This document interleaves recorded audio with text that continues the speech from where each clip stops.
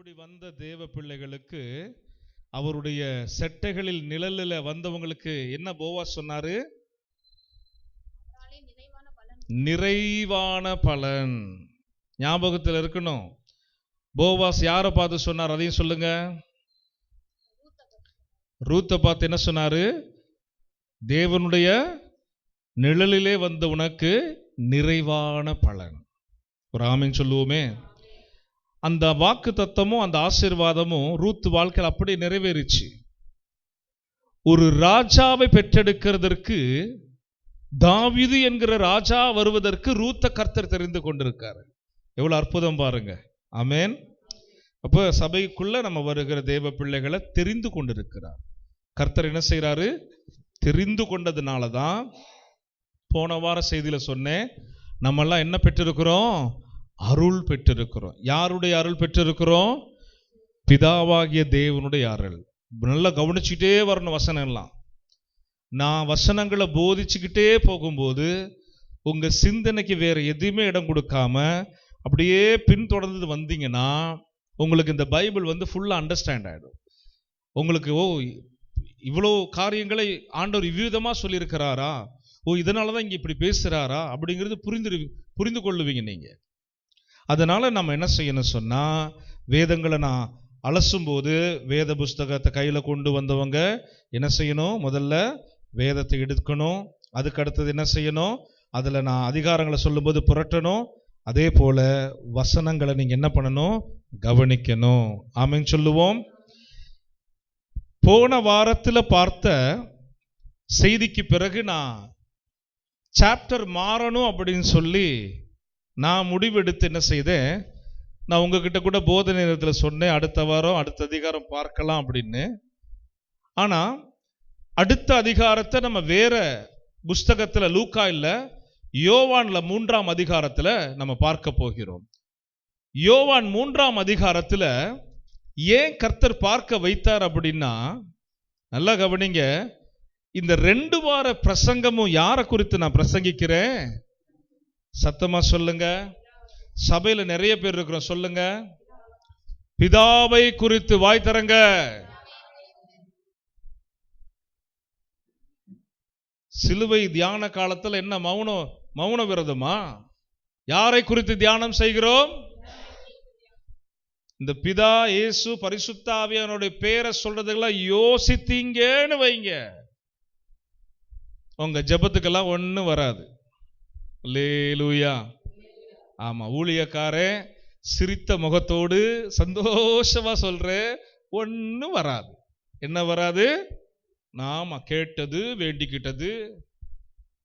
இந்த பெயர்கள்ல தான் அவருடைய வல்லமை இருக்கு. இந்த பெயர்கள்ல தான் அவருடைய மகிமை இருக்கு.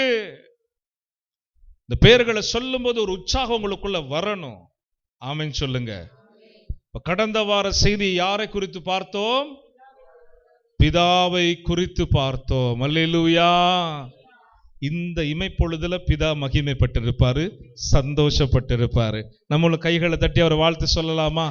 எல்லாரையும் காண்கிற பிதா, எல்லோரையும் காப்பாற்றுகிற பிதா, அவரை போல ஒரு தெய்வம் நமக்கு வேறு ஒன்றும் இல்லை.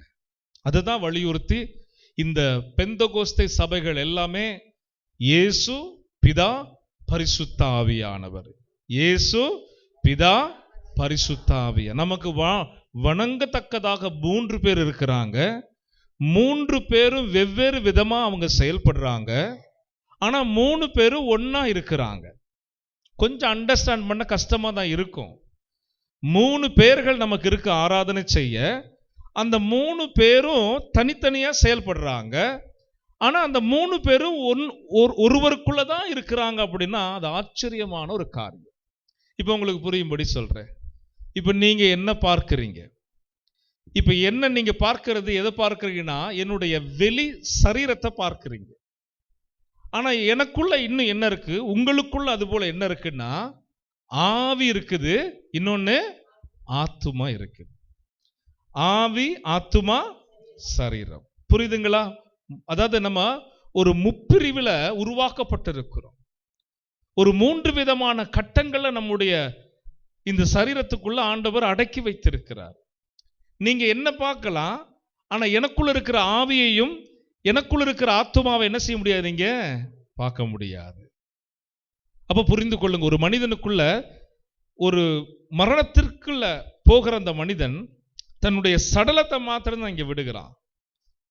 அதே அந்த தேவன் கொடுத்த ஆவியும் ஆத்துமாவும் அந்த சடலத்தை விட்டு பிரியும் போது அந்த மனிதன் பூமியில எந்த பாதையில போனா மோட்சலோகம் கிடைக்கும் என்று கிறிஸ்துவுடைய உபதேசத்தின்படி எந்த அளவுக்கு அதை தெரிந்து கொண்டாரோ, அதை வேண்டி விரும்பி பயணித்தாரோ, அதுதான் பரலோக வாழ்க்கைக்குள்ள அந்த மனிதனுடைய ஆத்துமாவை கொண்டு போய் சேர்க்கும். ஆவி பிரியும் போது தன் ஜீவ சுவாச காற்றை தந்த பிதாவிடத்திற்கு அது திரும்பி போயிடும். நம்முடைய ஆத்துமா என்கிற அந்த இன்னொரு மறுவாழ்க்கைக்குரிய அந்த மேனி பரலோக தேவன் இயேசு நமக்காக ஆயத்தப்படுத்துகிறேன்னு சொன்ன அந்த ஸ்தலத்தை நோக்கி பயணிக்கும். அல்லேலூயா சொல்லுங்க. இப்ப இன்னைக்கு இந்த பிதாவை குறித்து ஏன் இவ்வளோ காரியத்தை நீங்க சொன்னா நம்ப மாட்டீங்க. பிதாவை குறித்து பிரசங்கம் பண்ணுவது நான் இயேசுவையும் பரிசுத்த ஆவியானவர் குறித்து பண்ணுவது போல நார்மலா பண்ணிடலாம் அப்படின்னு தான் இந்த வேதத்துல போன வாரம் கை வச்சேன். நம்ப மாட்டீங்க, போன வாரமும் எனக்கு 3 மணி நேரம் தான் தூங்க விட்டார் பிதா. நேத்தும் பாருங்க 3 மணி நேரத்துக்கு மேல தூங்க விடல, எழுப்பிட்டாரு. எழுப்பி எத்தனை மணிக்கு, 3 மணிக்கு கொட்ட முழிச்சிருக்கிறேன். படுத்தது லேட்டு, திரும்ப ஏஞ்சி உட்கார்றேன், ஒன்றும் புரியல. அப்போதான் ஆண்டவர் ஆலோசனை கொடுத்து, நீ பேச போகிறது பிதா, தேவ சமூகத்தில் அமர்ந்துருன்னு ஜெபத்துல வழி நடத்தினார். அல்லேலூயா. பிதா அவர் சாதாரணமானவர், நம்ம ஒரு சும்மா சொல்லிட்டு போகிற பிதாலாம் கிடையாது. அவரு நம்முடைய முற்பிதாக்களை பத்தி பேசலாம், நம்ம தாத்தா பாட்டிகளை பத்தி பேசலாம் அசால்ட்டா. பிதா அப்படின்னாலே ரொம்ப கனத்திற்குரிய, ரொம்ப மகிமைக்குரிய, அதை விட பயத்திற்குரிய. ஆமென் சொல்லுங்க. இயேசு ரொம்ப கேஷுவல். அவர் மனிதர்களோடு தொட்டு பேசினாரா, பழகினாரா, அவங்களோடு உட்கார்ந்து சாப்பிட்டாரா? ஆனா பிதாவுக்கு முன்பதாக ஒரு மனுஷன் நிற்கவே முடியாது, சுட்டெரிச்சிடும் அவருடைய வல்லமை. மோசே கிட்ட சொல்றாரு, என்ன நீ பார்த்தா செத்து போயிருவேன்றார். நீ என்னை பார்த்தா செத்து போயிருவ, நீ என்ன செய்ய, நான் இந்த மலை வெடிப்புல கடந்து போவேன், நீ அப்ப என்னுடைய பின்புறத்தை மாத்திரம் பார்ப்ப, என்னுடைய பின் சாயலை மாத்திரம் நீ பார்ப்ப, அதுக்கு நான் உனக்கு கிருபை தரேன்னு ஆண்டவர் ஒரு மலையை முன்குறித்து அந்த பிளவின் வெடிப்பில் நிற்க சொல்லி கர்த்தர் என்ன செய்தாரு, மோசேக்கு பிதா தன்னை வெளிப்படுத்தி காண்பித்தார். ஆமென் சொல்லுங்க. அல்லேலூயா. இயேசுவை சாதாரணமா பார்க்க முடியும், இயேசுவை எளிதா நம்ம இன்னும் வாஞ்சித்து ஜெபித்தா கண்டிப்பா இயேசு தரிசனம் கொடுப்பார், அவரால் முடியும். தாகம் உள்ளவன் மேல் தண்ணீரை ஊற்றுவேன் என்று சொன்னார். ஆனா பிதாவாகிய தேவன் அப்படிப்பட்டவர் அல்ல. அவருடைய படைப்புகள் ஆச்சரியத்தை பாருங்க. ஒரே ஒரு சூரியன் தான் அமெரிக்காவுக்கும் வெளிச்சத்தை கொடுக்குது, ஆப்பிரிக்கா கண்டத்துக்கும் வெளிச்சத்தை கொடுக்குது, இந்தியாவுக்கும் ஆசியா கண்டத்துக்கும் வெளிச்சத்தை கொடுக்குது. அது இங்க உதித்து அங்க இருளாகுது, இங்க மறைந்தா அங்க உதிக்குது. ஒரு அல்லேலூயா சொல்லுங்களேன். யாராவது செய்ய முடியுமா அந்த வேலைய? பிதாவாகிய தேவனுடைய பிரம்மாண்டமான படைப்பு, பிதாவாகிய தேவனுடைய வார்த்தையினால் உருவாக்கப்பட்ட படைப்பு. அறிஞர்கள் சொல்றாங்க, விஞ்ஞானிகள் சொல்றாங்க, சயின்டிஸ்ட் விண்ணுலகத்துல ரொம்ப தொலைவில் நமக்கு லட்சக்கணக்கான கிலோமீட்டருக்கு அப்புறத்துல சூரியனை விட பிரம்மாண்டமான நட்சத்திரங்கள் இருக்கான். சூரியனை விட பல மடங்கு இன்னும் பிரம்மாண்டமான நட்சத்திரங்கள் இருக்கான். யோசித்து பாருங்க. இங்க நமக்கு அனுதினமும் வெளிச்சம் கொடுக்கிற சூரியனுடைய அந்த உஷ்ணத்தையே நம்மளால தாங்க முடியல. அந்த நட்சத்திரங்கள்லாம் இன்னும் இறங்கி கீழே வந்தா நம்மள என்ன ஆகும்னு பாருங்க. எவ்வளோ பெரிய தெய்வம். அல்லேலூயா. அப்படியே கற்பனை பண்ணி பார்க்கணும். மலைகளை நான் எங்கேயாவது ஹில் ஸ்டேஷன்ல பஸ்லயோ கார்லயோ டிராவல் பண்ணும்போது அப்படியே பார்த்து கர்த்தரை மகிமைப்படுத்துவேன். நான் பிரம்மாண்டம். அங்கிருந்து விழுகிறவெல்லாம் திரும்புறதே இல்லை. ஆனா நம்மளை விழாதபடி பாதுகாத்து கொண்டு போறாரு. எவ்வளோ பிரமாண்டம்! சில மலை உச்சிகளை நின்று பார்த்தோம்னா, கீழெல்லாம் பார்த்தோம்னா மக்கள், கீழே இருக்க மக்கள் எறும்பு மாதிரி தெரிவாங்க. வீடுகள்லாம் குட்டி குட்டி வீடா தெரியும். அவ்வளோ பிரம்மாண்டமான மலைகளை உருவாக்குன நம்ம பிதா எவ்வளவு மகிமையானவர். ஆமீன் சொல்லுங்களேன். இன்னைக்கு இந்த பிதாவை குறித்து 2வது பார்ட்டு. அடுத்த வாரம் எனக்கு தேவ ஆவியானவரை ஒப்பு கொடுத்துட்டேன். அவர் சொன்னா மறுபடியும் அவருடைய ஆழங்களை தான் பத்தி நம்ம பார்க்க போகிறோம். இன்னைக்கு பிதாவை குறித்து யோவான் 3ஆம் அதிகாரத்தை நம்ம எடுத்துக்கொள்வோம். 3ஆம் அதிகாரத்துல 3 வசனம் வாசிக்க போகிறோம். 34, 35, 36 வாசிக்க கேட்கலாம். தேவனால் அனுப்பப்பட்டவர் தேவனுடைய வார்த்தைகளை பேசுகிறார். தேவன் அவருக்கு தமது ஆவியை அளவில்லாமல் கொடுத்திருக்கிறார். பிதாவானவர் குமாரனில் அன்பாயிருந்து எல்லாவற்றையும் அவர் கையில் ஒப்பு கொடுத்திருக்கிறார். ஒரு அல்லேலூயா சொல்லுங்க. இப்ப நம்ம கொஞ்சம் நிதானமா படிச்சோம்னா ரகசியம் புரியும். என்ன சொல்ல வருகிறார்? இந்த உலகத்திற்கு சத்தியத்தை என்ன சொல்ல வருகிறார்? இந்த வேதத்தில் அவர் எதை எழுதி வைத்திருக்கிறாங்கிறத புரிந்து கொள்ள முடியும். அப்படியே மறுபடியும் ரீவைண்ட் பண்ணி நம்ம பார்த்தா 34ல நீங்க கவனிங்க, அந்த முதல் வரிய வாசிங்க. தேவனால் அனுப்பப்பட்டவர் தேவனுடைய வார்த்தைகளை பேசுகிறார். தேவனால் அனுப்பப்பட்டவர்னா இங்கு சொல்லப்படுகிற தேவன் என்கிற அர்த்தத்திற்கு பிதாவாகிய தேவன் என்பது அர்த்தம். அனுப்பப்பட்டவர் என்ற சொல்லுக்கு இயேசு என்று அர்த்தம். ஒரு ஆமென் சொல்லுங்க. பிதாவால் அனுப்பப்பட்டவர் அப்படின்னு எழுதலனாலும் இங்க தேவனால் அனுப்பப்பட்டவர். அதனாலதான் இயேசுவுக்கு அவ்வளவு முக்கியத்துவம்.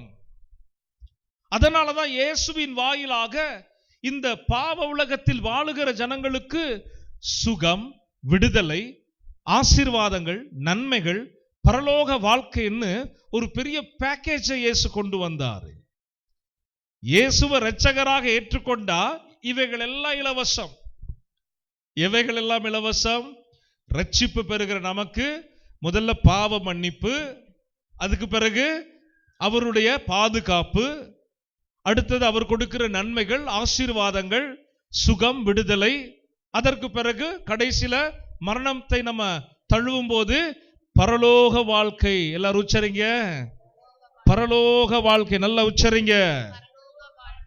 பிதாவாகிய தேவனால் அனுப்பப்பட்ட அல்லது தேவனால் அனுப்பப்பட்டவருடைய வார்த்தைகளின்படி வாழ விரும்புகிற தேவ பிள்ளைகளுக்கு, புதிதாய் சபைக்குள் வருகிற தேவ பிள்ளைகளுக்கு வாழ்வாதாரத்தை வைத்திருக்கிறார். பூமியிலையும் அவருடைய பெயர்னால நம்ம வாழ முடியும். அதே நாமத்திற்குள்ள அந்த மகிமையினால பரலோகத்தையும் நம்ம சென்றடைய முடியும். ஆமீன் சொல்லுங்க. இன்னைக்கு உங்களை கடவுள் இந்த இடத்துல சேர்த்திருக்கிறார்னா உலகத்துக்கு அழைப்பு கொடுக்கிறார். உலகத்துல இருக்கிற எல்லாருக்கும் என்ன செய்யறாரு? அவரு அழைப்பு கொடுக்கிறாரு. அழைப்பு கொடுக்காம கிடையாது. அழைப்பு கொடுக்கிற அவருடைய சத்தம் யாருடைய செவிகள்ல விழுகுதோ அவங்க தான் ஆலயத்துக்குள்ள வந்திருக்கிறாங்க. நல்லா கவனிக்கணும்.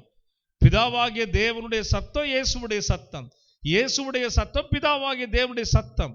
இது எல்லா இடங்களும் பிரசங்கிக்கப்படுது. நம்ம பாருங்களேன், நம்மளே 10,000 ட்ராக்ஸ் அடிக்கிறோம் வருஷத்துக்கு. இந்த வருஷம் அந்த வேலை இன்னும் நான் ஜூலியுடைய காரியங்கள்னால கொஞ்சம் நான் தாமதப்படுத்தியிருக்கிறேன். அடுத்த வாரம் 2 வாரத்துக்குள்ள நம்ம அந்த வேலையை முடிச்சிருவோம். 10,000 ட்ராக்ஸ் நம்ம பொன்மலைப்பட்டி பகுதிக்காக நம்ம அடிச்சு என்ன செய்யறோம்? விநியோகிக்கிறோம். இலவசமா கொடுக்கிறோம். இலவசமா இயேசுவை கடவுளை கொண்டு போறோம். ஆனா பெறுகிற எல்லாருமே நம்ம ஆலயங்களுக்குள்ள வந்துட்டாங்களா? இல்ல. யார் பிதாவாகிய தேவனால் முன்குறிக்கப்பட்டார்களோ அவர்கள் தேவனுடைய அருள் பெறும்படி தேவ ஆலயத்திற்குள்ள வருகிறாங்க. ஆமென் சொல்லுங்க. பிதாவாகிய தேவனால் அனுப்பப்பட்ட இயேசு அவர் கொண்டு வந்த வார்த்தைகளை கேட்கிறவர்கள்,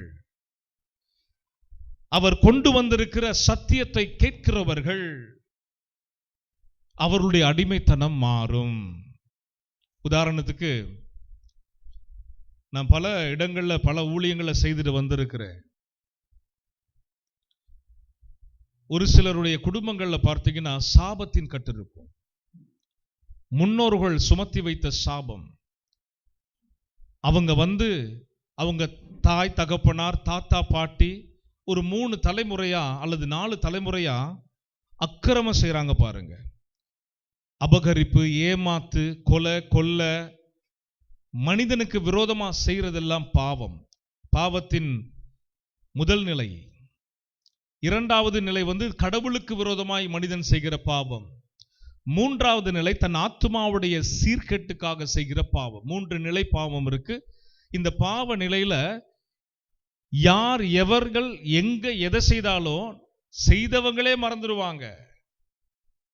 ஆனா கர்த்தருடைய வார்த்தையின்படி 3ஆம் 4ஆம் தலைமுறை மட்டும் என்ன செய்வேன், விசாரிப்பேன்னு சொன்னவர் தண்டிப்பார். அதை விட மாட்டார். நம்மளுடைய கோர்ட், நம்மளுடைய வக்கீல்கள், நம்முடைய வழக்கறிஞர்கள்லாம் என்ன செய்வாங்க, காசுக்கு மயங்கி நீதியை புரட்டிடுவாங்க.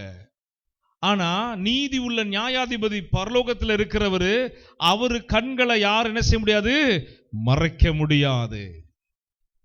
அப்ப சில பிரச்சனைகளுக்காக வரும்போது ஆண்டவர் வெளிப்படுத்தி பேசுவார். ஒரு விதமான தரித்திரம்.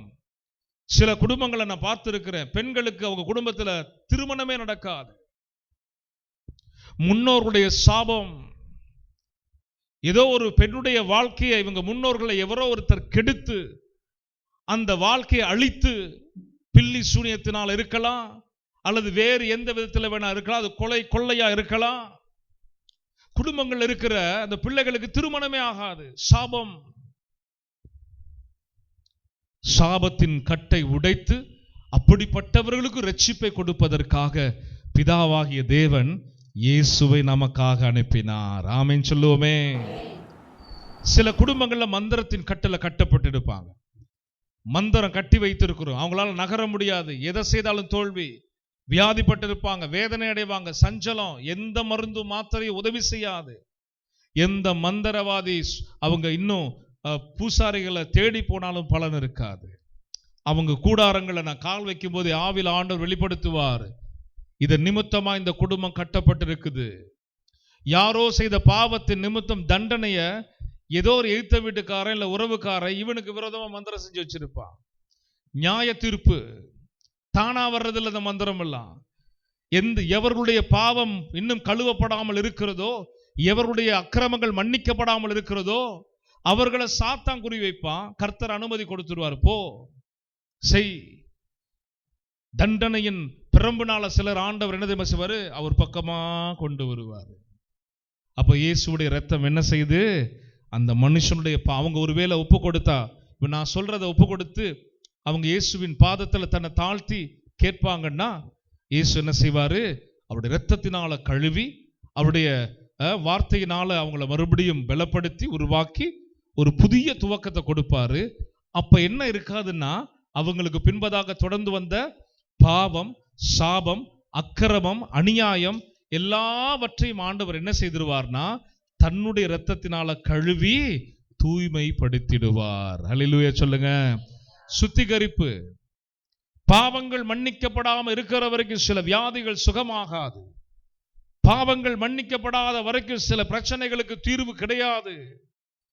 பாவங்கள் மன்னிக்கப்பட தன்னை ஒப்பு கொடுத்து அந்த பாவ மன்னிப்பை பெற ஒரு மனிதன் ஒரு மனுஷன் ஆயத்தமா இல்லைன்னு சொன்னா அனுப்பின பிதாவாகிய தேவனாலும் ஒன்றும் செய்ய முடியாது. இயேசு மௌனமா தான் இருப்பார். அப்ப நீதிமொழிகள் 8:13 சொல்லுகிறது, என்ன சொல்லுகிறது, தன் பாவங்களை மறைக்கிறவன் வாழ்வடைய மாட்டான், அவைகளை அறிக்கை செய்து என்ன செய்யணும், விட்டுடணும், பின்தொடரக்கூடாது.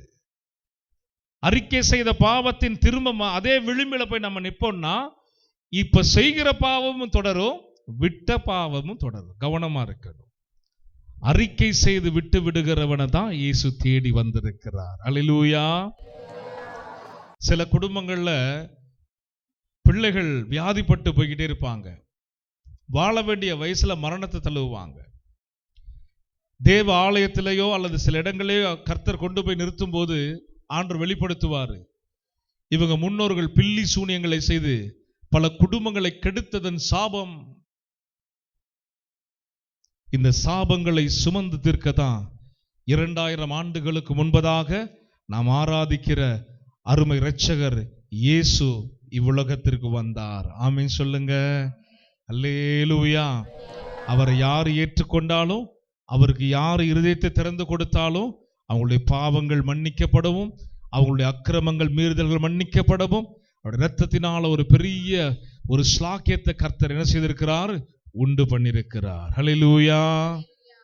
அப்ப தேவனுடைய வார்த்தையின்படி அனுப்பப்பட்ட அவர் பிரசங்கிக்கிறத, அந்த பிரசங்கத்தை கேட்க நாம் என்ன செய்யணும்?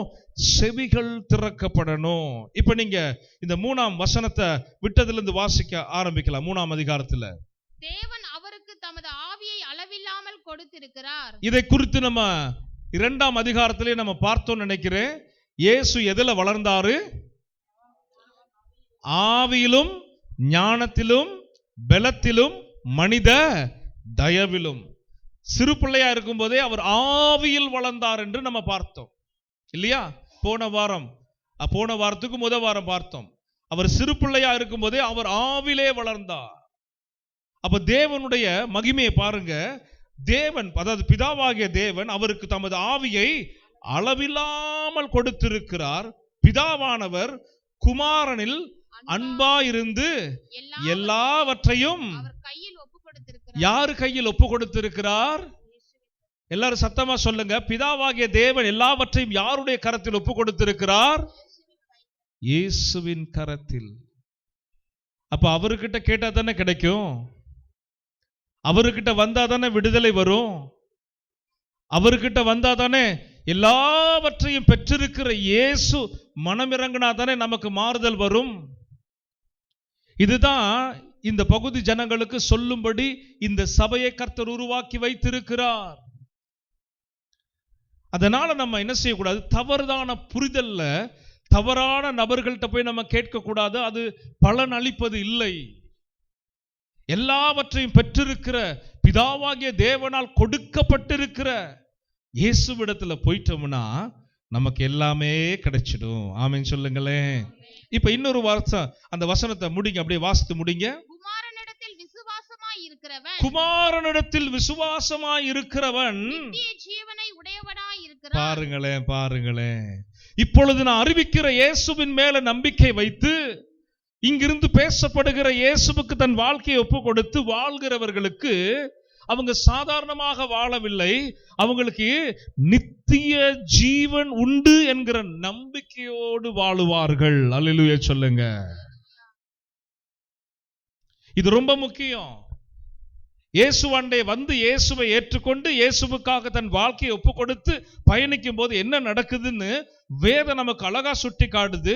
குமாரனிடத்தில் விசுவாசமாய் இருக்கிறவன் நித்திய ஜீவனை உடையவனாயிருக்கிறான். அது அடுத்த வார்த்தை, குமாரனை விசுவாசியாதவனோ ஜீவனை காண்பதில்லை.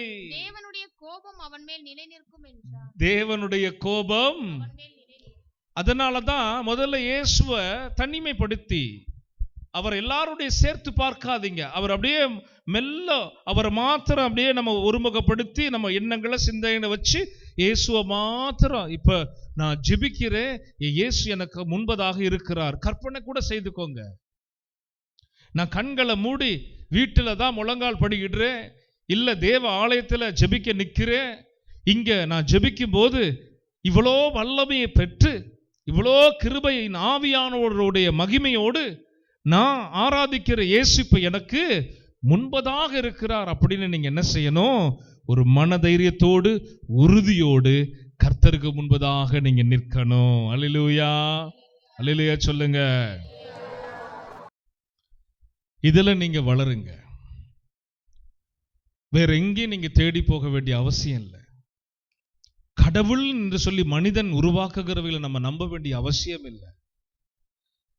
கடவுள் என்று சொல்லி யாரோ சொன்னதை கேட்டு நம்ம வழிபட வேண்டிய அவசியம் இல்லை. அல்லது தவறான புரிதலோடு நமக்கு தவறான போதிக்கிறவர்களை குறித்து அவங்க அப்படி இல்லை எங்களுக்கு சொல்லி கொடுக்குறாங்க, இவங்க வேற மாதிரி சொல்றாங்க. இல்ல, வேதம் சொல்லுவது தான் உண்மை. இந்த பரிசுத்த வேதம் நமக்கு எதை அடையாளம் காட்டுதோ அதை நம்ம பின்தொடர்ந்து பயணிக்க பழக வேண்டும். அல்லேலூயா சொல்லுங்க. இன்னைக்கு அழகாக பிதாவாகிய தேவனிடத்திலிருந்து இயேசு பெற்றுக்கொண்டவைகளை குறித்து முதல் வசனத்துல நம்ம பார்க்கிறோம். ஆக மொத்தத்துல அவர் ஆவில நிரப்பப்பட்டதும் சரி, அவர் அதிகாரங்களை பெற்றதும் சரி, யார் நிமித்தமா பெற்றுக்கொண்டாரு? இயேசு யார் மூலமா பெற்றுக்கொண்டாரு? பிதாவின் வாயிலாக இவைகளை பெற்றுக்கொண்டார். ஆமென் சொல்லுங்க. இப்ப சொல்லுங்க, இயேசுவை போலவே பிதாவும் நமக்கு அதிக முக்கியமுள்ள தெய்வம். ஆமென் சொல்லுவோமே. இதை குறித்து யோவான் 4ஆம் அதிகாரத்தை நம்ம எடுத்துக்கொள்வோம். அதுல 2 வசனத்தை நம்ம கவனிக்க போகிறோம். யோவான் 4ஆம் அதிகாரத்துல 23, 24 நம்ம கவனிக்க, வாசிக்க கேட்கலாம். உண்மையாய் தொழுது கொள்ளுகிறவர்கள், நல்ல கவனிங்க. இப்ப தொழுகை செய்கிறவர்கள், இப்ப நம்ம யாரை தொழுது கொள்ளணும்னு நம்ம தெரிந்து கொண்டோம். பிதாவாகிய தேவனால் கொடுக்கப்பட்ட இயேசுதான் பாதை, அவர்தான் வழி, அவர்தான் சத்தியம். அதனாலதான் இயேசு சொன்னாரு, நானே வழியும் சத்தியமும் ஜீவனுமாயிருக்கிறேன் சொன்னார் தானே.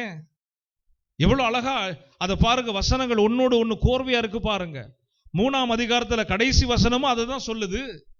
அவரை விசுவாசிக்கிறவன் ஜீவனை நித்திய ஜீவனை உடையவனாயிருக்கிற குமாரனிடத்தில் விசுவாசமா இருக்கிறவன் நித்திய ஜீவனை, ஏன் இவர்தான் வழி, இவர்தான் சத்தியம், இவர்தான் ஜீவனா. ஜீவனா உயிர்.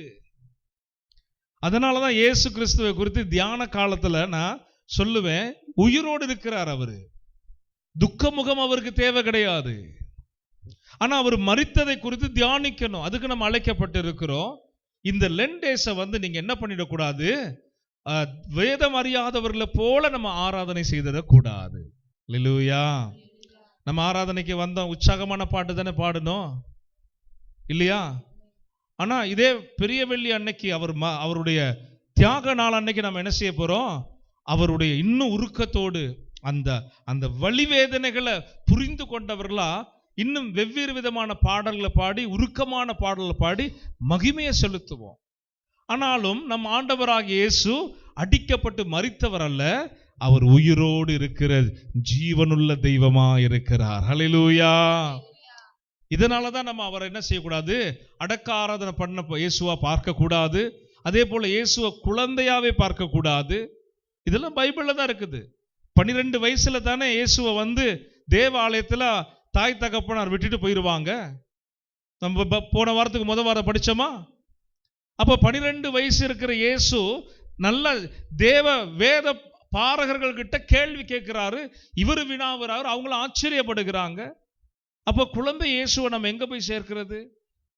யோசித்து பார்க்கணும். இயேசுவை குழந்தைய வச்சுட்டா இயேசுவால ஒண்ணுமே செய்ய முடியாது. இது பிசாசுடைய தந்திரம். இது உணர்றதே இல்லை இன்னைக்கு ஜனங்க. இயேசுவை குழந்தைய வச்சா குழந்தைய அவர் என்ன செய்தார் யோசிச்சு பாருங்க. குழந்தைய அவர் பாட்டுக்கு ஃபீடிங் பாட்டில பால் குடிச்சிட்டு இருந்திருப்பாரு. இல்லையா சொல்லுங்க. அன்னை மரியாமணில கொஞ்சம் கொலாவிக்கிட்டு இருந்திருப்பாரு. இல்லையா சொல்லுங்க. அந்த இயேசு கிட்ட போய் கேட்டா என்ன தெரியும் அவருக்கு? அவர் என்ன சொல்லுவாரு? உனக்கு அப்படின்றாரு. ஒரு இல்லையா சொல்லுங்க. கவனிங்க. ஆனா நம்ம ஆராதிக்கிறவர், அவர் 30 வயதுல தன்னுடைய ஊழியத்தை துவக்கி 33.5 ஆண்டு காலத்துல தன் ஜீவனை நமக்காக கொடுத்து பிதா அனுப்பின திட்டத்தை நிறைவேற்றினவரை ஆராதிக்கிறோம். அல்லேலூயா. இதுல நம்ம கவனமா இருக்கணும். இந்த வசனங்களை வாசிங்க. பிதாவை ஆவியோடும் உண்மையோடும் தொழுது கொள்ளும் காலம் வரும் என்று, அது இப்பொழுதே வந்திருக்கிறது என்று தம்மை தொழுது கொள்ளுகிறவர்கள் இப்படிப்பட்டவர்களாய் இருக்கும்படி பிதாவானவர் விரும்புகிறார். யாரு விரும்புறாரு? இது சொல்றது யாரு? சொல்லுங்க. இயேசு. சத்தமா சொல்லுங்க. இயேசு இப்ப என்ன விரும்புறாரு? பிதாவை இப்படியா தொழுது கொள்ளணுமா? எப்படியாய் தொழுது கொள்ளணும் அப்படின்னு சொல்லி பார்க்கும்போது வசனம் சொல்லுது. அதை வாசிங்க மறுபடியும். ஆவியோடும் உண்மையோடும் தொழுது கொள்ளும் காலம் வரும். அது எப்போது வந்திருக்குது? இயேசு இருந்த காலத்திலே சொல்றாரு, இப்போது வந்துருச்சு. பழைய ஏற்பாடெல்லாம் அப்படியே ஓரம் கட்டி வைங்க. ஆடு மாடுகளை பலி கொடுத்து தொழுகையெல்லாம் போதும்பா, இனி தொழுகை செய்கிறவங்க நீங்க அப்படி தொழுகாம நான் சொல்லுகிற விதத்தை நீங்க தொழுது கொள்ளுங்க. அப்ப தொழுகையின் காரியத்தை ஆண்டவர் சொல்றாரு பாருங்க, ஆவியோடும் உண்மையோடும் தொழுது கொள்ளும் காலம் வரும். இப்பொழுது வந்திருக்கிறது பிதாவை தொழுது கொள்ளுகிறவர்கள் இப்படிப்பட்டவர்களாய் இருக்கும்படி விரும்புகிறவர் யாரு? எவ்வளவு மகிமை பாருங்க. இயேசு அங்கங்கே ஒரு இன்ச் பை இன்ச் அவர் ஊழியத்தில் பிரசங்கித்தது, அற்புதம் செய்தது, அடையாளம் செய்தது எல்லாமே பிதாவுடைய ஆலோசனையின்படி. நகரல்ல அவரு, அதை விட்டு அவர் விலகல்ல. உதாரணத்துக்கு ஒன்று சொல்றேன், இயேசு இரக்கம் உள்ளவர் தானே? ஆமாவா இல்லையா? நான்லாம் உடனே சொல்லிருப்பேன் ஆமா அப்படின்னு இருப்பேன். இயேசு இரக்கம் உள்ளவரா இல்லையா? ஆண்டவரை இரக்கம் உள்ளவர் சொன்ன போது ஆமான்னு சொன்னவங்க ஆசீர்வதிங்க. போதுமா ஆசீர்வாதம்? மறுபடியும் சொல்லுவோமா? ட்ரை பண்றீங்களா? இயேசு இரக்கம் உள்ளவரா? சபை பேச பழகணும், வாய் திறக்கணும், நிறைய விஷயங்களை கற்றுக்கணும். நீங்க செய்யற ஒவ்வொரு விஷயம் பரலோகம் கவனிச்சுக்கிட்டு இருக்கோம். இப்ப எல்லாரும் சேர்ந்து சொல்லுவோம், நாம் ஆராதிக்கிற இயேசு இரக்கமுள்ளவர். சம்பவத்தை கவனிங்க. பெதஸ்தா குளம் என்கிற குளத்துக்கிட்ட அநேகர் உட்கார்ந்து இருக்கிறாங்க. உட்கார்ந்து இருக்கிறவங்கள யாரு? எல்லாம் வியாதிஸ்தர்கள். ஏன் பெதஸ்தா குளத்தண்டை உட்கார்ந்து இருக்கிறாங்க? தூதன் வருவாரு, தண்ணீர் கலக்கப்படும். கலக்கப்படும் போது முதல்ல யார் இறங்குறாவோ அவங்களுக்கு சுகம். இது என்ன அநியாயம்? இயேசு இரக்கம் உள்ளவர், பிதா இரக்கம் உள்ளவர் தானே. ஆனா இது ஏதோ பந்தயம் மாதிரி இருக்குதே, யோசிப்போம் இல்லையா நம்ம? ஆனா அது அன்னைக்கு அப்படிதான் வைக்கப்பட்டது. அப்ப கால் நல்லா இருக்கிற மனுஷன் வியாதிப்பட்டு ஒரு 2 நாளைக்கு முன்னால வந்து உட்கார்ந்து தண்ணி கலக்கிறத பார்த்தா வேகமா அவன் ஓடி போய் குளிச்சிருவான் தண்ணியில. உண்மைதானே? ஆனா அவனுக்கு கையில பிரச்சனை இருக்கலாம், இருதயத்துல பிரச்சனை இருக்கலாம், வயிற்றுல பிரச்சனை இருக்கலாம், தலைப்பகுதியில பிரச்சனை இருக்கலாம், அவனுக்கு கால் நல்லா இருக்குது. உண்மைதானே? ஆனா அப்படி ஒரு கிடுக்குப்படி வச்சிருந்தாரு. அது ஏன்னு நம்ம அவர்கிட்ட தான் கேட்கணும். அல்லேலூயா சொல்லுங்க. அநேகர் கூட்டங்களுக்கு திரளா வருவாங்க, நற்செய்தி கூட்டங்களுக்கு திரளா வருவாங்க, புதிய ஆத்துமாக்கள் எல்லாம் வருவாங்க. கவனித்து பார்த்துருக்கிறீங்களா? எல்லாரும் சுகமாகி வந்து எல்லாருமே விடுதலையோடு போவது இல்லை. கவனிச்சிருக்கிறீங்களா? பிதாவுடைய திட்டம், பிதாவுடைய சித்தம். இப்ப அந்த இடத்துக்கு இயேசு வர்றாரு. அந்த இடத்துக்கு யாரு வர்றாரு? அந்த மனுஷன், ஒரு மனுஷனை தேர்வு செய்யறாரு. அவன் எவ்வளவு வருஷம் வியாதிஸ்த? 38 ஆண்டு கால பிரச்சனை. இயேசு அவர் எப்படியுமே அப்படி நிமிர்ந்து பார்த்தாலே எவ்வளவு பேர் உட்கார்ந்து இருக்கிறாங்க மண்டபத்தில்ன்றது பார்த்துடலாம். இல்ல அப்படிப்பட்ட ஜனங்களை கடந்தும் அவர் போய் இருக்கலாம். இரக்கம் உள்ளவர், மனதுருக்கம் உள்ளவர். பாருங்க, அங்க நம்ம விஷயம் அவர்கிட்ட கத்துக்கணும். ஆனா சிரமப்படுகிற ஒரு மனுஷனை இயேசு உற்று நோக்கி பார்க்கிறார். அல்லேலூயா. உண்மையாய் தேடுகிறவர்களை அவர் உற்று நோக்கி பார்க்கிறார். அந்த மனிதனை மாத்திரம்தான் இயேசு சுகமாக்கும்படி அந்த இடத்திற்கு பிதாவாகிய தேவனால் அனுப்பப்பட்டார். அதை மீறி அங்க இருக்கிற வேற யாரையும் அவர் சுகமாக்கல. கவனிக்கணும். பிள்ளைகள் பிதாக்களுக்கு கீழ்ப்படிந்திருக்க வேண்டிய விதம் இப்படிதான். தேவ மனிதர்களுக்கு கீழ்ப்படிந்திருக்க வேண்டிய விதம் இப்படிதான். வேலியை தாண்டி ஓட விரும்புறீங்களா? சகலவற்றையும் இயேசு திருப்பி கொண்டார்.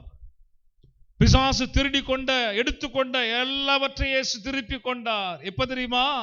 அவர் பட்ட பாடுகளினால் கீழ்ப்படிதலை கற்றுக்கொண்டபடியினால் பிதாவாகிய தேவன் எல்லாவற்றையும் என்ன செஞ்சாரு?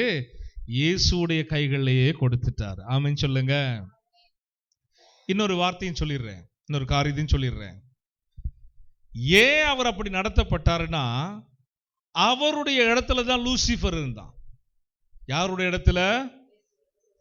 இயேசு கிறிஸ்து இருந்த இடத்துல இப்பொழுது இயேசு அமர்ந்திருக்கிற அவருடைய சிங்காசனம் அவனுக்கு வைக்கப்பட்டதான்னு தெரியல. ஆனா பிதாவாகிய தேவனோடு நெருங்கி பழகுற ஒரு அனுபவம் லூசிபர் பெற்றிருந்தான். லூசிபர் கிட்ட கர்த்தர் வெறுத்த காரியமும் கர்த்தர் அருவருத்த காரியமும் என்ன தெரியுமா? கீழ்ப்படியாமை. லூசிபர் கிட்ட என்ன இருந்துச்சுங்க? கீழ்ப்படியாமை. அதனாலதான் இயேசு அவர் பூமிக்கு அனுப்பின போதும் அந்த பெதஸ்தா மண்டபத்தில் நடந்த சம்பவம் என்னையும் ஒரு குலுக்குச்சு. சில இடங்களுக்கு போறாரு, 10 குஷ்டரோகிகளை சுத்தமாக்குறாரு, வீட்டு கூட்டம் நடக்குது, வர்றவங்களா சுகமாகறாங்க. இது என்ன அநியாயம் அப்படிங்கிறது போலதான் படிக்கும் போது இருந்துச்சு. ஆனா நீங்க கற்றுக்கொள்ளணும், அன்றைக்கு அந்த நாள் அந்த நேரம் அவர் செய்ய வேண்டிய ஊழியம் அது மாத்திரம்தான். அதுதான் பிதாவால் அவருக்கு என்ன செய்யப்பட்டது? கட்டளையிடப்பட்டது. ஹல்லேலூயா. பிதா இல்லாம இயேசு ஒரு இன்ச்சு கூட நகர மாட்டார். ஆமென் சொல்லுங்க. அப்ப மிகவும் முக்கியமானவர் பிதா. கானான் ஒரு கல்யாணத்துல அந்த கான்வர்சேஷன் நம்ம எல்லாருக்குமே தெரியும். இப்ப மரியாள் வந்து சொல்றாங்க திராட்சை ரசம். இப்ப பிராக்டிகலா இப்படி யோசிப்போம். முறைப்படி மரியாள் எங்க போய் சொல்லணும்? வேலைக்காரங்கள்ட்ட சொல்லணும், திருமணம் நடத்துகிற வீட்டார்கிட்ட போய் சொல்லணும். அதானே உண்மை. நம்ம இப்போ ஒரு ஃபங்க்ஷன் பண்றோம், நம்ம ஃபங்க்ஷன் பண்ணிக்கிட்டு இருக்கும்போது சாப்பாடு குறையுதுன்னா நம்ம பந்தி பரிமாறுகிறவங்க உறவோ நண்பர்களோ யார் இருந்தாலும் என்ன செய்வோம்? ஃபங்க்ஷன் யாரு நடத்துறாங்களோ அவங்கள்ட்ட தானே போய் சொல்லுவோம். ஆனா இந்த அம்மா என்ன செய்தாங்க? நேரா வேகமா வந்து இயேசு கிட்ட சொன்னாங்க. இதுல நம்ம ஒன்று கற்றுக்கொள்ளணும். அப்ப இதுக்கு முன்பதாக அவங்க வீட்டில் ஏதாவது குறைபாடு இருந்து இயேசு ஏதாவது ஒரு ஜெபத்தினூடா என்ன செய்திருப்பாரு? ஆசீர்வதித்து இருப்பாரு. ஆமென். ஒரு அல்லேலூயா சொல்லுங்க. நடந்திருக்குமா? நடந்திருக்காதா? வேகமா இயேசு கிட்ட இவங்க வந்து நிக்கிறதுக்கு இந்த ரகசியத்தை தெரிந்த ஒரே நபர் யாரா இருக்க முடியும்? கண்டிப்பா அவங்க தான் இருக்க முடியும். அப்ப அதனாலதான் அவங்க நேரடியா வந்து இயேசு கிட்ட சொல்லும் போது அங்க ஆண்டவர் செக் வச்சு பேசுவார். அவர் சொல்லிடுவாரு, மரியே. அம்மாவை அம்மானு தானே கூப்பிடணும்.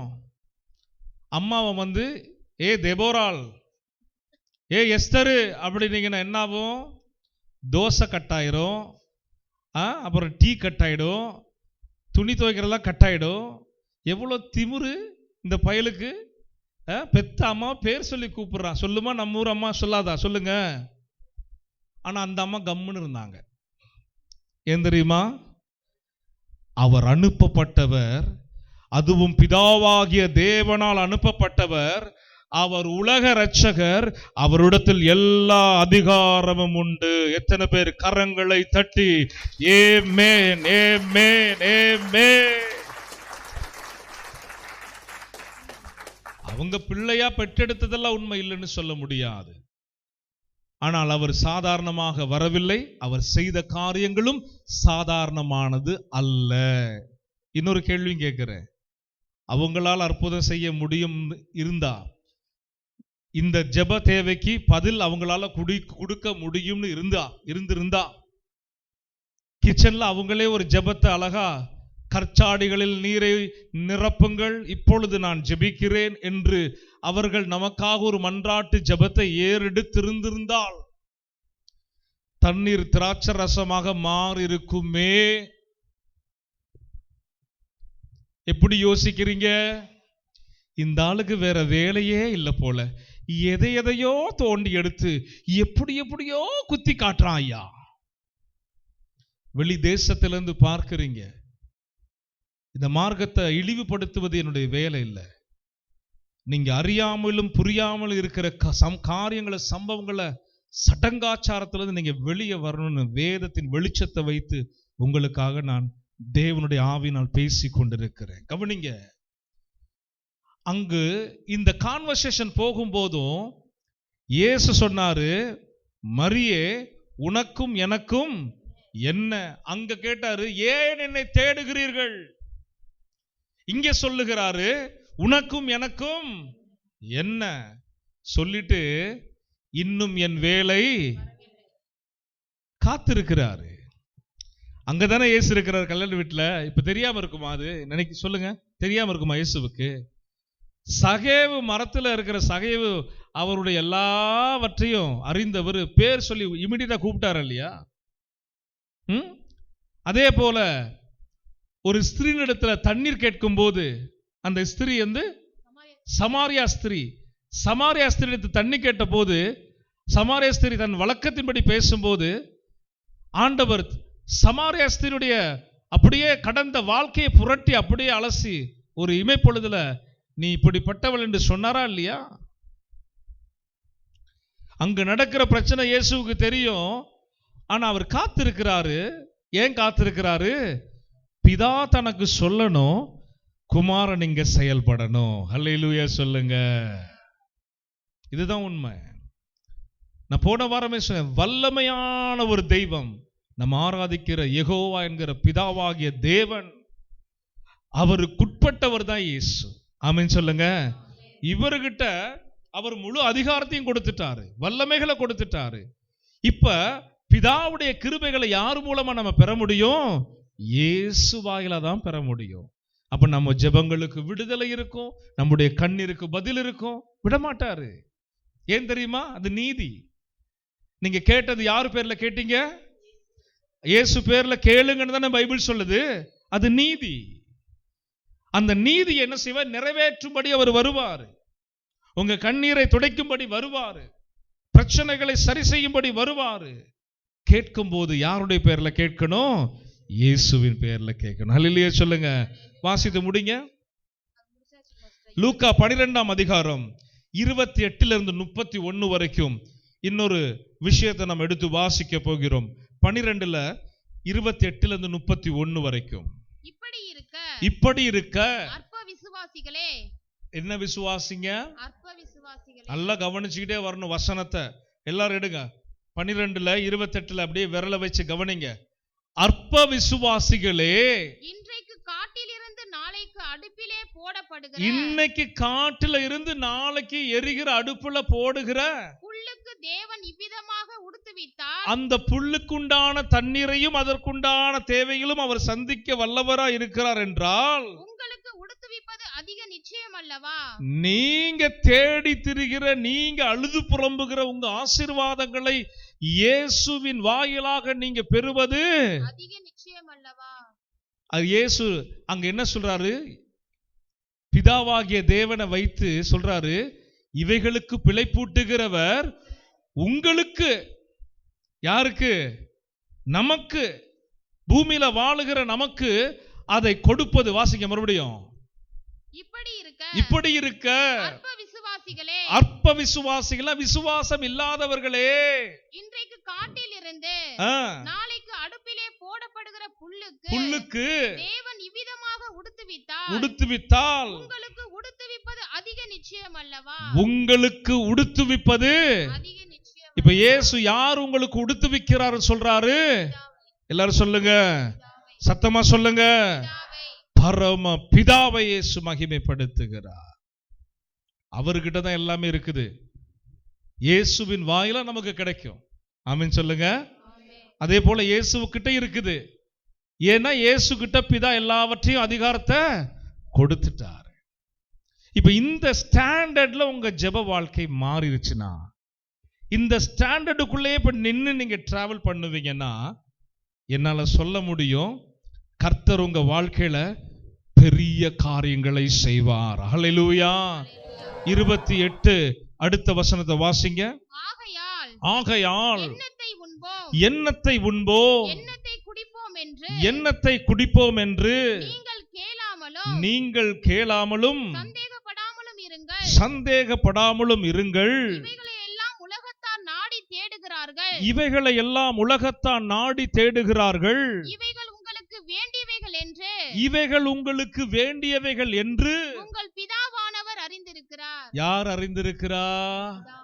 சொல்லுங்க, எல்லாரும் சொல்லுங்க. யார் அறிந்திருக்கிறார்? பொன்மலைப்பட்டியில, கல்கண்டார் கோட்டையில, ரயில்வே காலனில, இந்த சரௌண்டிங்ல தான் நம்ம குடியிருக்கணும்னு யார் அறிந்திருக்கிறா? இந்த குடும்பத்துக்கு மாதத்தின் இவ்வளவு தேவை இருக்குன்னு யார் அறிந்திருக்கிறா? இந்த குடும்பத்தின் தேவைகளை சந்திக்க பரலோகத்திலிருந்து வந்த இயேசு சொல்றாரு, பிதா இவைகளை என்ன செய்திருக்கிறாரா? அறிந்திருக்கிறார்னா தெரிந்திருக்கிறார்னு அர்த்தம். இல்லையா சொல்லுங்க. அப்ப தெரிந்திருக்கிறவரிடத்திலிருந்து பெறுகிறதற்கு வழி எல்லாரும் சொல்லுங்க, இயேசு. இதுலதான் நம்ம கவனமா இருக்கணும். இந்த ரெண்டு பேரும் ரொம்ப இம்பார்ட்டன்ட். இந்த ரெண்டு பேருடைய அவங்களுடைய கிரியைகள் வித்தியாசமானது. அவங்க ரெண்டு பேருக்கும் நம்ம முக்கியத்துவத்தை எப்பவுமே கொடுக்கணும். பிதாவை நீங்க ஆராதிக்கணும், பிதாவுடைய நாமங்களை சொல்லி துதிக்கணும், பிதாவுக்கு மகிமை செலுத்தணும். 1 மணி நேர ஜெபத்துல ஒரு 10 நிமிஷம் பிதாவுக்கு கொடுத்து பாருங்க, ஒரு 10 நிமிஷம் இயேசுவுக்கு கொடுத்து பாருங்க, ஒரு 10 நிமிஷம் பரிசுத்த ஆவியானவருக்கு கொடுத்துட்டு ஒரு 2 பாடலை பாடி கொஞ்ச நேரம் ஜெபம் பண்ணி முடிச்சு பாருங்க. இயேசுவின் நாமத்துல சொல்ற உங்க ஜெபம் பரலோகத்தை எட்டிரும்.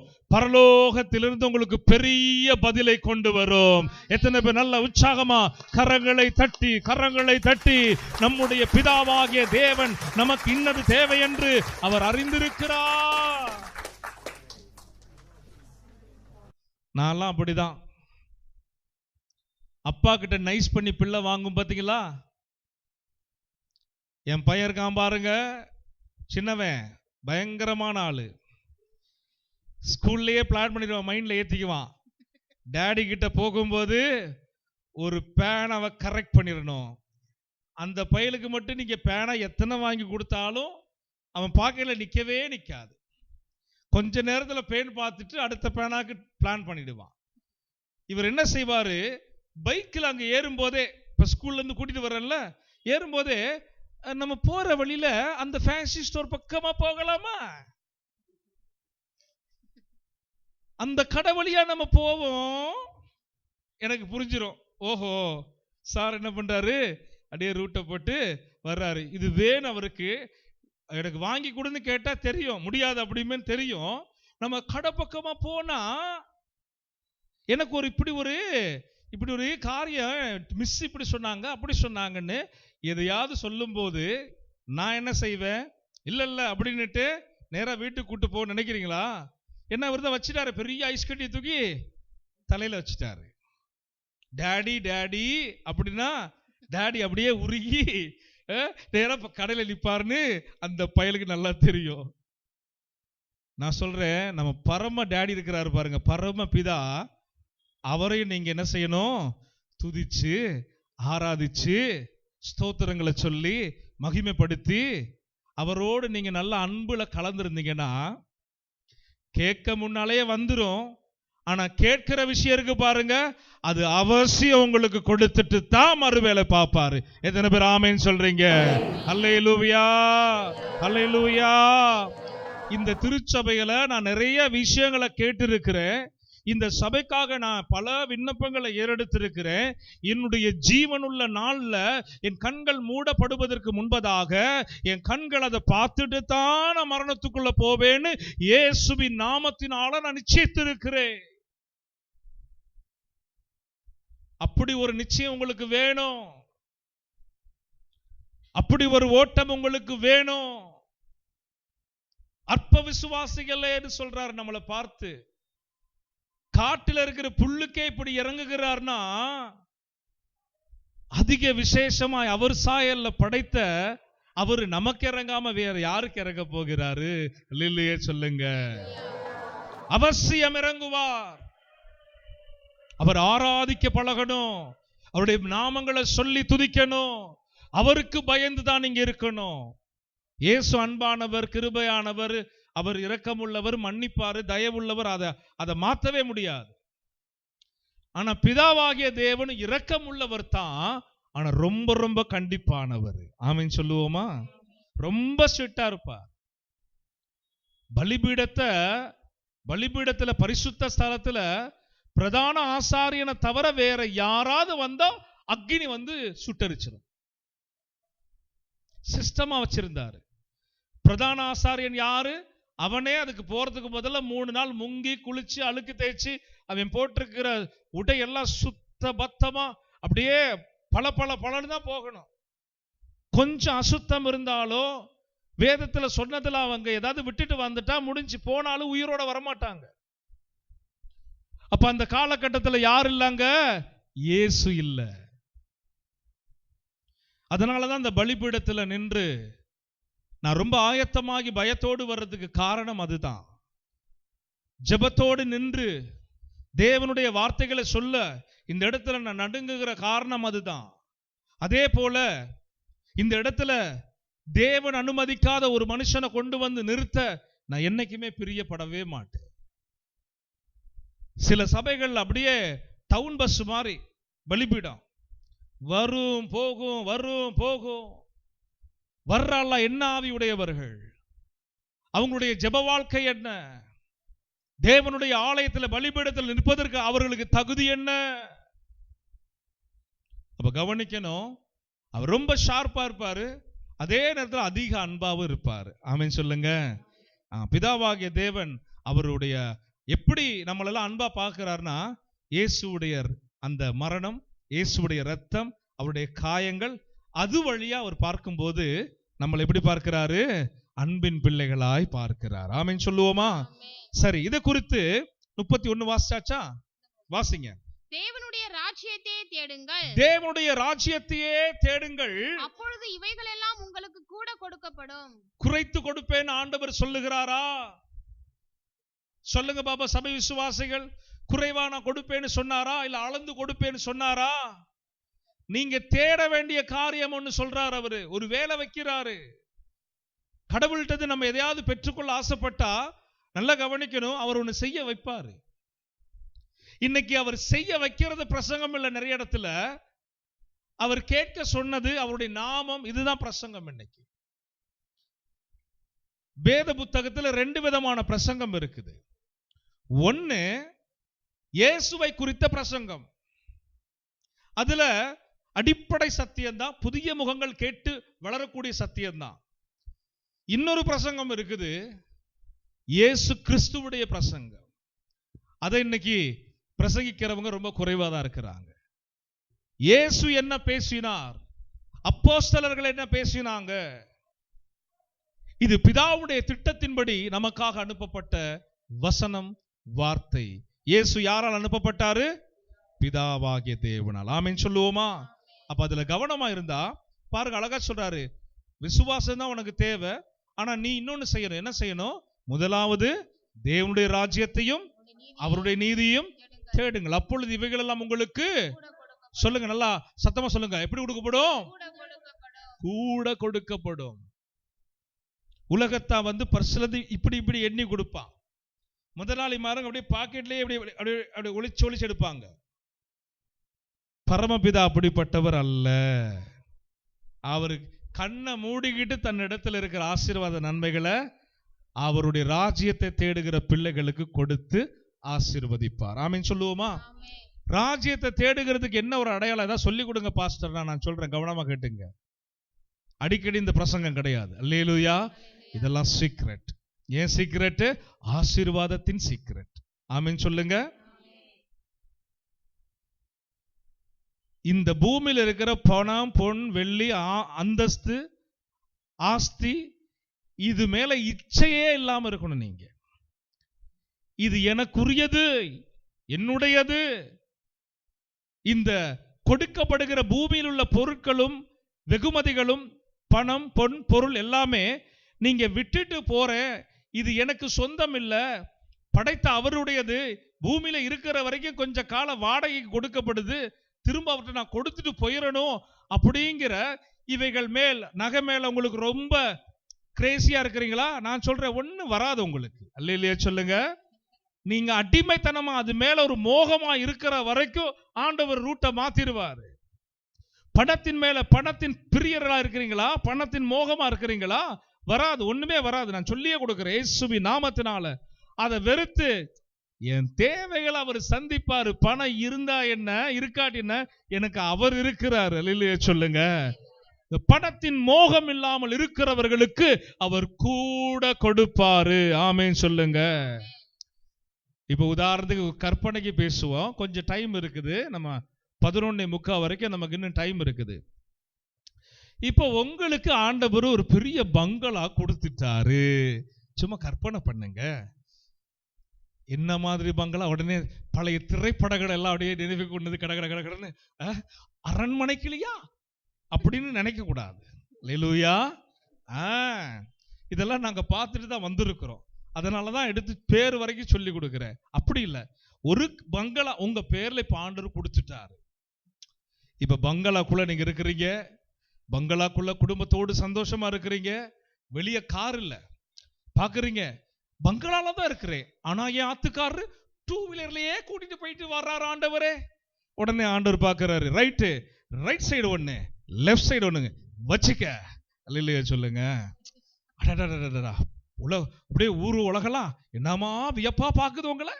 அப்படியே பொன்முறுவல் தான், சிரிப்பு தான், 32 பல்லு, க்ளோஸ் அப் விளம்பரத்துக்கு மாதிரி இருக்கட்டும். கொஞ்ச நேரம் கற்பனையில அப்படியெல்லாம் ஆசீர்வதிக்கப்பட்டதுக்கு அப்புறம் கொஞ்சம் இன்னும் ஆசை தேவை இருக்குது. உடனே ஆண்டவர் பார்க்கிறாரு, அப்படியாமா ஒரு அபார்ட்மெண்ட் உனக்கு தர்றேன். அதுல நம்ம சும்மா இருக்க மாட்டோம், சில்லற பார்க்கலாம், வாடகை விடு எல்லாத்தையும். இப்ப வாடகை வந்துகிட்டு இருக்குது. ஆண்டவராகி இயேசு வர்றேன்னு ஒரு சத்தம் வருது. இல்லையா சொல்லுங்க. இதெல்லாம் ஒரு பக்கம் ஓடிக்கிட்டு இருக்குது, ஊரெல்லாம் உங்களை உயர்த்தி பேசிக்கிட்டு இருக்குது. அப்படியே நீங்க அப்படியே கால் தரையில படாதது போல அப்படி மிதந்துகிட்டு இருக்கிறீங்க. எக்கால சத்தம் தொடிக்குது, இயேசு வர்றாருன்னு சொல்லப்படுது. இயேசு வருகிறார், ஆயத்தப்படு சொல்லப்படுது. மனச நீ திறந்து கர்த்தருக்கு ஒப்புக்கொடு சொல்லப்படுது.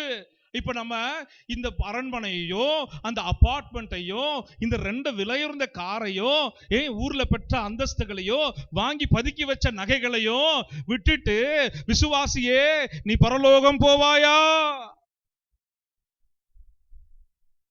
வேதம் சொல்லுது, உங்க இருதயம் எங்கேயோ நீங்க அங்கதான் இருப்பீங்க. உங்க இருதயம் எங்கேயோ. நம்ம கட்டின வீட்டை விட்டுட்டு ஒரு வாரம் ஊருக்கு போனா பக்கத்து வீட்டுக்கு போன் பண்ணி வீட்டை பார்த்துக்கிட்டீங்களா, வீட்டுக்குள்ள எவனாவது நுழைஞ்சிட்டானா? அப்ப இது மாம்சத்துக்குரியது, உலகத்திற்குரியது.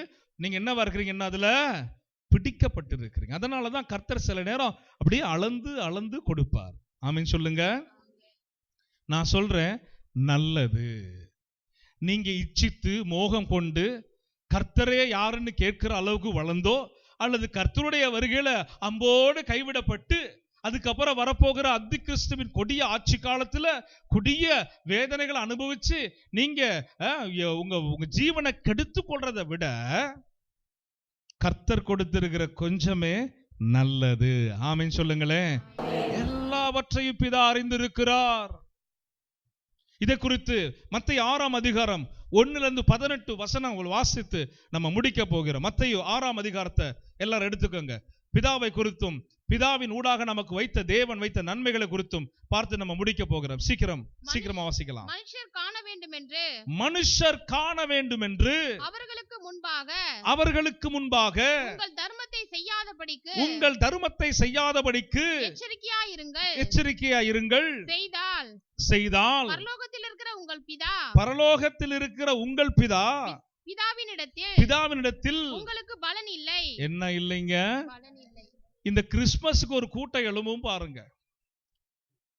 அதுலயும் பார்த்துக்கிட்டீங்கன்னா ஒரு கையில சாப்பாடு, இல்ல ஒரு கையில போர்வை, ஒரு கையில கேமரா.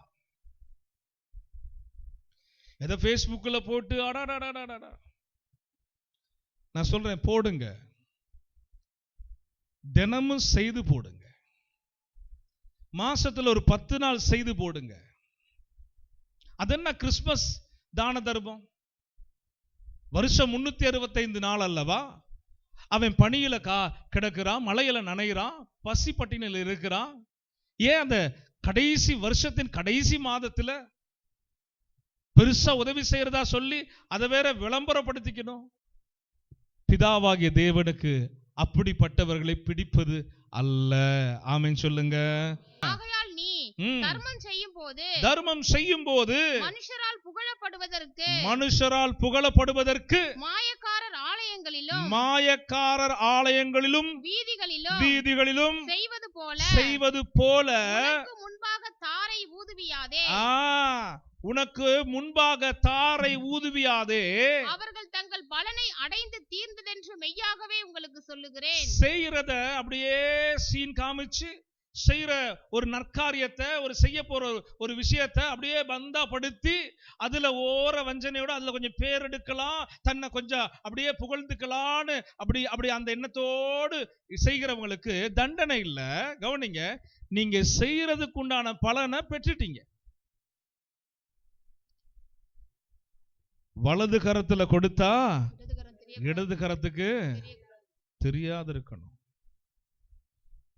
சில பேரை நான் கவனிச்சிருக்கிறேன், மலேசியால தான் ரொம்ப கவனிச்சிருக்கிறேன். சொல்றதுக்கு வருத்தமா இருக்குது. நம்ம ஊர் மக்கள்லாம் ஊழியர்கள்னா ஒரு நடுக்கம் இருக்கும், பயம் இருக்கும். சில ஆள் இந்த கவரை வச்சுட்டு காணிக்க நான் கொடுக்க வர்றேன், வரும்போது ஜபத்துக்கு 4 பேருக்கு பின்னால தள்ளி இருக்கும் போது அந்த காணிக்கை இப்படி வசதி காட்டுறது நான் கவனிச்சிருக்கேன். அதெல்லாம் சில பேருக்கு நான் மூஞ்சிக்கே சொல்லி அனுப்பியிருக்கிறேன், வச்சுக்கவன் காணிக்க, தேவனுக்கு அது பிரியம் இல்லை. ஆமேன் சொல்லுங்க, ஆமேன் சொல்லுங்க.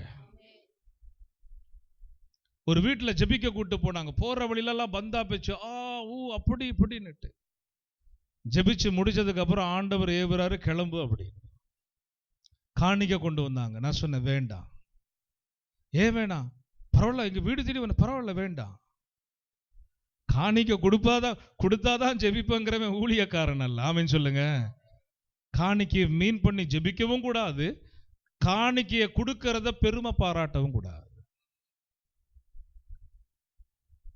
செய்கிறது உங்களோட இருக்கணும். ஆண்டவர் சொல்றார், ரொம்ப தெளிவா சொல்றாரு, மாயக்காரர்களை போல ஆலயங்களிலும் வீதிகளிலும் செய்கிறது போல உனக்கு முன்பாக தாரை ஊதுவியாதே. அப்படியே தாரை தப்பட்டைகள் எடுத்து வாசித்து இப்படி செய்தேன்னு சொல்லிக்கிறது. அவர் சொல்ற, அவர்கள் தங்கள் பலனை செய்யாமலே இருந்திருக்கலாம், அது உங்ககிட்டயே இருக்கலான்றார். வேற ஒண்ணுமே இல்லை.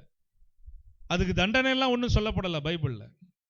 நீ செய்யாமலே இருந்துக்க, நீ செஞ்சுட்டு இப்படி பேசுன அப்படி சொன்னா அதுக்கு உனக்கு உண்டான பலன் நீயே பெற்றுக்கிட்ட, அவ்வளவுதான், நான் கொடுக்க ஒண்ணும் இல்லை அப்படிங்கிறார். இப்ப நம்ம அந்தரங்கத்துல செய்யறது பரமபிதா. அந்தரங்கத்துல யார் பார்க்கிறா? பிதா. வெளியரங்கம் என்ன செய்யணும்? பதில் கொடுப்பார். ஆமென் சொல்லுங்க. இங்க செய்கிற ஒவ்வொரு தேவனுடைய ஆலயத்திற்கோ, இங்கு தேவனுடைய வார்த்தையின்படி ஏழைகளுக்கோ எளிய ஜனங்களுக்கோ செய்யறதெல்லாம் முதல்ல நம்ம எங்க எதிர்பார்க்கணும்னா பரலோக ராஜ்யத்தில். இங்க விதைக்கிற ஒவ்வொரு விதையும் பரலோகத்துல பலன், இங்க செய்கிற நற்காரியங்கள் பரலோகத்துல பலன். ஆமென் சொல்லுங்க. அதனாலதான் அந்த ஊழியத்துல இந்த ஊழியம் கவனம் செலுத்துது. அதுலதான் உங்களை நடக்க வைக்க நான் ஆசைப்படுகிறேன். அப்ப பரமபிதா எல்லாவற்றையும் கவனிக்கிறார். தொடர்ந்து வாசிங்க.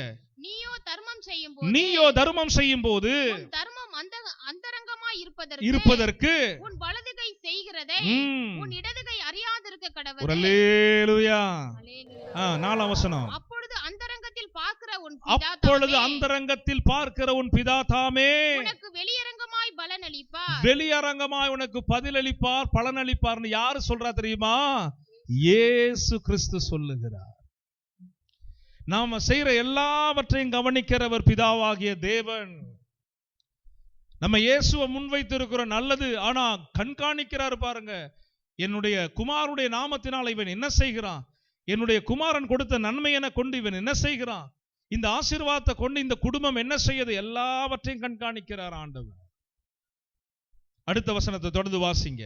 அன்றியும் நீ ஜெபம் பண்ணும்போது மாயக்காரரை போல் இருக்க வேண்டாம். மனுஷர் காணும்படியாக அவர்கள் ஜெப ஆலயங்களிலும் வீதிகளின் சந்திகளிலும் நின்று ஜெபம் பண்ண விரும்புகிறார்கள். அவர்கள் தங்கள் பலனை அடைந்து தீர்ந்ததென்று மெய்யாகவே உங்களுக்கு சொல்லுகிறேன். சொல்லுங்க. நம்ம ஊர்ல சில இடங்கள் நடக்கும், அரபு நாடுகள்ல ரொம்ப நடக்கும். புரிந்துக்கணும். வீதிகள்லையும் சந்துகள்லையும் பரிசுத்தவான் போல, பக்தி உள்ளவனை போல மாய வேஷம் தரித்து கடவுள் கிட்ட இருந்து யாரும் ஒன்னும் பெற்றுக்க முடியாது. சில மலேசியா தேசத்துல எல்லாம் பாத்தீங்கன்னா அந்த டைம்ல காரை கொண்டு கண்ணாமலன் பார்க் பண்ணிட்டு அப்படியே துண்டை போட்டுட்டு நடக்கும். பயபக்தியாம். கடவுள் சொல்லுகிறார், மனிதனுடைய பார்வைக்காகவா உன்னுடைய பிரார்த்தனை இருக்கிறது?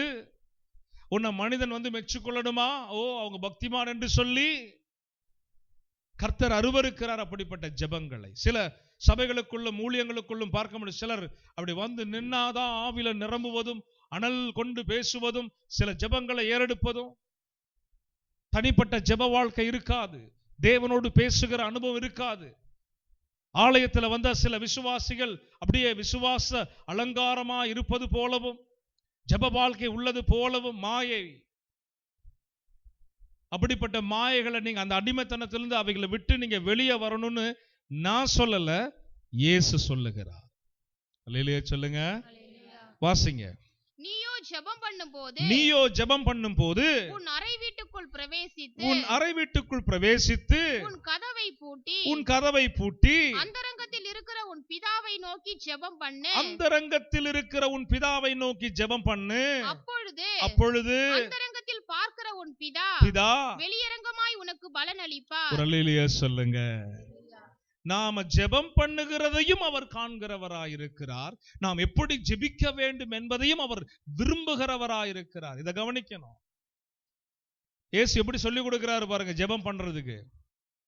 நீ உன் வீட்டுக்குள்ள போய் உன் கதை அறை நீ வந்து சாத்தி நீ அந்தரங்கத்துல ஏறெடுக்கிற ஜெபம், இப்ப திறப்பின் வாசல்ல நின்று ஜெபிக்கிற ஜெபம்லாம் அந்தரங்கத்துல ஜெபம் கிடையாது. புரிஞ்சுக்கணும். இப்படி நீங்க தப்பா மிஸ் அண்டர்ஸ்டாண்ட், அதெல்லாம் வந்து தேவனை நோக்கி அலறி கத்தி, ஏன் அதுக்கு ஒரு பலன் இருக்கு, பதில் இருக்கு. ஒரு விளக்கரையம், அது ஒரு விளக்கரையம். ஆண்டவரை நோக்கி அப்பா தெய்வமே எங்க தேசத்துக்காக அப்படின்னு அந்த அலறல் சத்தம் கூப்பிடணும், பூமியில இருந்து கூப்பிடணும். அங்க போய் மௌனமா இருந்துட்டு என் பிதாவுக்கு நான் அந்தரங்கத்துல ஜெபித்து சொல்லிக்குவேன் அப்படின்ட்டு அப்படியே காத்துல நின்றுட்டு போற மாதிரி நின்னீங்கன்னா ஒன்னு செல்ஃப் எடுக்காது. அங்கெல்லாம் இடி முழக்க மாதிரி இருக்கணும், சத்தம் வெளியே வரணும், ஆவில நிறைந்து அனல் கொண்டு திறப்புள் நிற்கிறவர்கள். கர்த்தருடைய நாம மகிமைப்படுவதாக. அந்த ஜெபத்தை பாருங்க, அவர் அழகா சொல்லி முடிக்கிறாரு. அந்தரங்கத்தில் பார்க்கிற உன் பிதா வெளியரங்கமாய் உனக்கு பலன் அளிப்பார். அல்லேலூயா. எவ்வளவு பெரிய ஆசீர்வாதம் பாருங்க. 7 வாசிங்க சீக்கிரம். அன்றியும் நீங்கள் ஜெபம் பண்ணும்போது அஞ்ஞானிகளைப் போல வீண் வார்த்தைகளை அளப்பாதேயுங்கள். அவர்கள் அதிக வசனிப்பினால் தங்கள் ஜெபம் கேட்கப்படும் என்று நினைக்கிறார்கள். இப்படி ஒரு கூட்டம் இருக்குது, சபைக்குள்ளே இருக்குது, மற்ற சபைகள் இருக்குது. நான் தெளிவாவே சொல்லிடுறேன், என்ன ஜெபிக்கிறோன்ற நாலேஜே இல்லாம கண்ணா புண்ணான்னு ஜெபிக்கிற ஜெபங்கள்லாம் ஆண்டவர் எவ்வளவு அழகா எழுதி வச்சிருக்கிறாரு பாருங்க. ஜெபத்துக்கு ஒரு வரைபடம் இருக்கணும், ஒரு திட்டம் இருக்கணும். இந்த ஜெப நேரத்துக்குள்ள நான் இதை செய்துட்டு ஜெபத்துக்குள்ள போவேன். 1 மணி நேரம் ஜெபத்துக்கு ஒரு சின்ன பிளான் இருக்கணும். சும்மா சிலர் பாருங்க ஜெபம் ஆரம்பிச்சதுல இருந்து முடிகிற வரைக்கும் ஜெபமா இருக்கும், ஆராதனை இருக்காது, துதி இருக்காது, கர்த்தர் இறங்கி வர்றதுக்கு இவங்களே தடையா இருப்பாங்க. அப்புறம் ஜெபம் எங்க போய் கேட்கறது? ஜெபம் செய்யும் போது அஞ்ஞானிகளை போல ஜெபிக்காதீங்க சொல்லிட்டு ரொம்ப அழகா சொல்றாரு. வாசிங்க, தொடர்ந்து வாசிங்க. அவர்களைப் போல நீங்கள் செய்யாதிருங்கள், உங்கள் பிதாவை நோக்கி நீங்கள் வேண்டிக் கொள்ளுகிறதற்கு முன்னமே. பாருங்க எவ்வளவு அழகா பிதாவை மகிமைப்படுத்தி இயேசு பேசுறாரு பாருங்க. நம்ம யாரை நோக்கி வேண்டிக் கொள்ளணுமா? பிதாவை நோக்கி. இயேசு சொல்லுகிறார்கள், நேரடியா நீங்க பிதாவை கிட்ட போகிறதுக்கு உங்களுக்கு என்ன இல்ல, அதிகாரம் இல்ல. இப்ப பிதா கிட்ட போகணும், எப்படி போகணும்? நம்ம இயேசுவின் வாயிலாக. ஆமென் சொல்லுவோமா? வாசிங்க. உங்களுக்கு இன்னது தேவை என்று அவர் அறிந்திருக்கிறார். நீங்கள் ஜெபம் பண்ண வேண்டிய விதமாவது பரமண்டலங்கள் இருக்கிற எங்கள் பிதாவே, உம்முடைய நாமம் பரிசுத்தப்படுவதாக, உம்முடைய ராஜ்யம் வருவதாக, உம்முடைய சித்தம் பரமண்டலத்திலே செய்யப்படுகிறது போல. எங்க செய்யப்படுகிறது போல? பரமண்டலத்தில் செய்யப்படுகிறது போல பூமியிலேயும் செய்யப்படுவதாக. ஆமென் சொல்லுங்க. இந்த ஜெபம் நம்ம எல்லாருக்குமே தெரியும். இந்த ஜெபத்தை குறித்து மாத்திரம் பேசினால 2 மணி நேரம் செய்தி கொடுக்க முடியும். இது ஒரு ரகசியமான ஜெபம், பிரம்மாண்டமான ஜெபம், எளிமையான ஜெபம், ஆசீர்வாதமான ஜெபம். ஆனா ஒவ்வொரு வரிக்கும் பல பல அர்த்தங்களை கர்த்தர் வைத்திருக்கிறார். சரி, அது ஒரு புறம் இருக்கட்டும். ஆண்டவராகிய இயேசு கிறிஸ்து இன்றைக்கு வசனத்தினூடாய் முழுமையா யாரை மையப்படுத்தி பேசினாரு? இனி நம்முடைய ஜெபங்கள் இயேசுவின் வாயிலா யாரை நோக்கி போகணும்? இயேசு பிதா நமக்கு பரிசுத்த ஆவியானவருக்குள்ள ஒரு வட்டத்தை போட்டுட்டு அதுக்குள்ளேயே நம்ம பயணிப்போம்னு சொன்னா உங்க ஜெபங்களுக்கு ஆசீர்வாதத்தை பார்ப்பீங்க, உங்க கண்ணீருக்கு மாற்றத்தை பார்ப்பீங்க, உங்க கஷ்டங்கள், வியாதிகள், நெருக்கடிகள் இவைகளிலிருந்து நீங்க விடுதலை ஆவீங்க. என் இயேசு சொன்ன இவ்விதமாக அவருக்கு பயந்து, யாருக்கு நம்ம பயப்படணும்? பிதாவுக்கு பயந்து இயேசுவுக்குள்ளாக, இயேசுவின் நாமத்திற்குள்ளாக அவரை வேண்டிக் கொள்வோமானால் சகலமும் நமக்கு அருளப்படும், சகலமும் நமக்கு ஆசீர்வாதமாக மாறும். எத்தனை பேர் கைகளை தட்டி நல்லா உற்சாகமா பிதா மகிமைப்படட்டும், பிதா மகிமைப்படட்டும். ஆமேன். ஒவ்வொரு கை தட்டும் கூட அவரு எண்ணி வைத்திருக்கிறாரு. மகிமைப்படட்டும். ஆமேன். இந்த சபையின் ஊடா என் தேவன், என் பிதாவாகி எங்கள் ஆண்டவர் மகிமைப்படுவீராக. பொன்மலை பட்டியிலே இந்த திருச்சபையின் ஊடாய் என் பிதாவாகிய தேவன் மகிமைப்படுவீராக. உம்முடைய நாம மாத்திரம் உயர்ந்திருப்பதாக. நன்றி ஆண்டவரே. இருக்கிற வண்ணமாக கொஞ்சம் அப்படியே கண்களை மூடி நான் சொல்லுகிற ஜெபத்தை என்னோடு இணைந்து ஜெபித்து எழுந்து நின்று நம்ம ஜெபித்து முடிக்க போகிறோம். Thank you holy spirit. நன்றி ஆண்டவரே. ஒப்பு கொடுங்க, இயேசுவின் கைகள் ஒப்பு கொடுங்க. பிதாவாகிய தேவனிடத்திலே சேருவதற்கு நான் அறியாமல இத்தனை காலம் இருந்து விட்டேன் ஐயா. இப்படிப்பட்ட ஒரு ஜெபத்தை நம்ம ஏறெடுக்க போகிறோம். சொல்லுங்க, இயேசுவே.